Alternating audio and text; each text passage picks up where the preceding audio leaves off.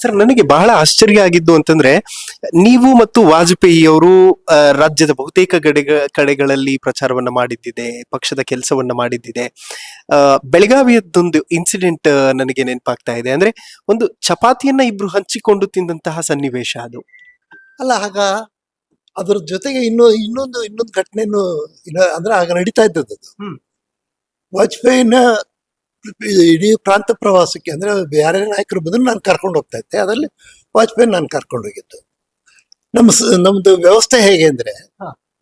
ಉದಾಹರಣೆಗೆ ನೀವು ಬೆಳಗಾವಿ ಹೇಳಿದ್ರಿ, ಬೆಳಗಾವಿಗೆ ವಾಜಪೇಯಿನ ನಾನು ಕಾರಲ್ಲಿ ಕರ್ಕೊಂಡು ಹೋಗ್ತೇನೆ. ಓಕೆ. ಅಲ್ಲಿ ಸಭೆ ಪ್ರಾರಂಭ ಆಗೋದಕ್ಕೆ ಮುಂಚೆ ಹಾ. ಅಲ್ಲಿ ನಮ್ಮ ಪಕ್ಷದ ಕಾರ್ಯಕರ್ತರು ಯಾರಿದ್ದಾರೆ ಅವರಿಗೆ ಗೊತ್ತಿರುತ್ತೆ ಹ್ಮ್.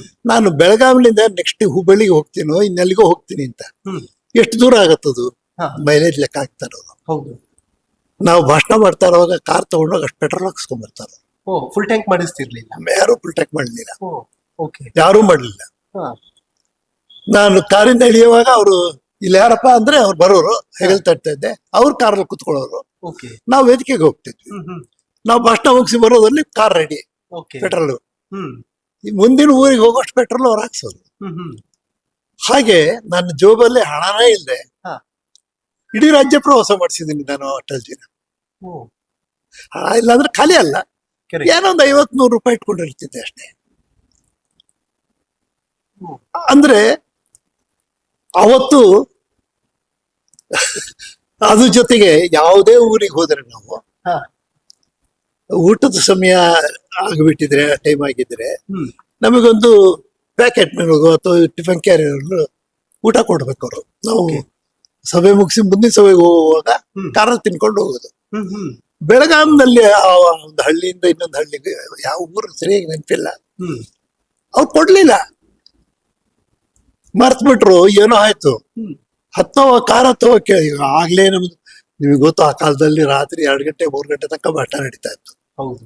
ಲೇಟ್ ಆಗ್ತಿತ್ತು. ಹ್ಮ್ 6 ಗಂಟೆಗೆ ಹೋಗ್ಬೇಕಾದ ಜಾಗಕ್ಕೆ ನಾವು 9 ಗಂಟೆಗೆ ಹೋಗ್ತಿದ್ವಿ. ಹ್ಮ್ ಆಗ್ಲೇ ಲೇಟ್ ಆಗಿತ್ತು. ಏನು ಇಟ್ಟೇ ಇಲ್ಲ ಕಾರಲ್ಲಿ, ಹ್ಮ್ ಹ್ಮ್. ನೀರು ಸಹ ಇಟ್ಟಿರ್ಲಿಲ್ಲ ಅವರು. ಓಕೆ. ಪುಣ್ಯಕ್ಕೆ ನಾನು ಹ್ಮ್. ಸ್ವಲ್ಪ ಅವಾಗ ಈ ಪ್ಲಾಸ್ಟಿಕ್ ಬಾಟಲ್ಗಳೆಲ್ಲ ಇರ್ಲಿಲ್ಲ. ಹಾ. ಒಂದು ಫ್ಲಾಸ್ಕ್, ಹ್ಮ್ ಕಾಫಿ ಫ್ಲಾಸ್ಕ್, ಹ್ಮ್. ಕಾಫಿ ಹಾಕೋದ್ರ ಬದಲು ನೀರ್ ಹಾಕಿಟ್ಕೊಂಡಿದ್ದೆ. ಓಕೆ. ಅದರಲ್ಲೇ ನೀರು ನಮಗೆ ಇಬ್ಬರಿಗೂ. ಹ್ಮ್ ಹ್ಮ್. ಸ್ವಲ್ಪ ದೂರ ಹೋದ್ಮೇಲೆ ಅವರು ಹೇಳಿದ್ರು, ಏನು ತಿಂಡಿ ಅಂತ ಕೇಳಿದ್ರು. ಹ್ಮ್ ಹ್ಮ್. ಇಲ್ಲ ಅಟಲ್ಜಿ, ಇಟ್ಟೇ ಇಲ್ಲ ಅವರು, ಮುಂದಿನವರು ಅದನ್ನ ನೋಡೋಣ. ಹ್ಮ್. ಸುಮ್ಮನಾದ್ರು. ಸ್ವಲ್ಪ ದೂರ ಹೋಗ್ತಾ ಇರಂಗೆ ಅದು ಯಾವುದೋ ಇನ್ನೊಂದು ಅದು ಊರು ನೆನಪಿಲ್ಲ ಹೆಸರು. ಓಕೆ. ಅಲ್ಲಿ ನನಗೆ ಅನ್ನಿಸ್ತು, ಇಲ್ಲೇನೋ ಸಿಗ್ಬೋದು ನೋಡೋಣ ಅಂತ. ಪುಣ್ಯಕ್ಕೆ IB ಬೋರ್ಡ್ ಇತ್ತು. ಓಕೆ. ಯಾವುದೋ ಸಣ್ಣ ಊರು.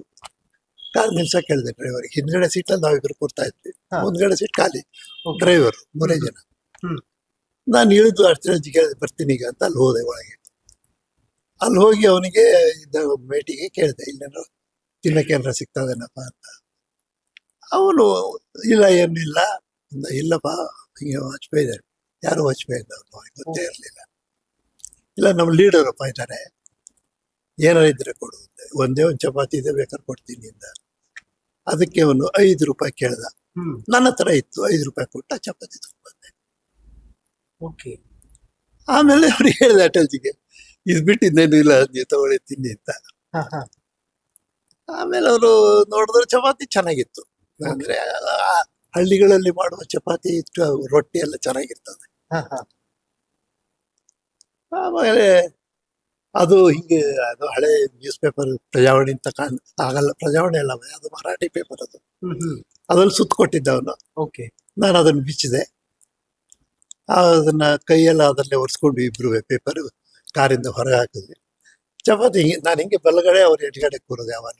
ಹ್ಮ್ ಹ್ಮ್. ಕೈಯಲ್ಲಿ ಹಿಂಗೆ ಇಟ್ಕೊಂಡೆ, ನೀವು ತಿನ್ನಿ ಅಂತ. ಅವ್ರು ಒಂದು ತುಂಡು ಮುರಿದು ಇನ್ನು ಬಾಯಿಗೆ ಇಟ್ಕೊಳ್ಳಿಲ್ಲ. ನೀನು ಊಟ ಮಾಡಿಲ್ಲಲ್ಲ ಅಂದರು. ಓಕೆ.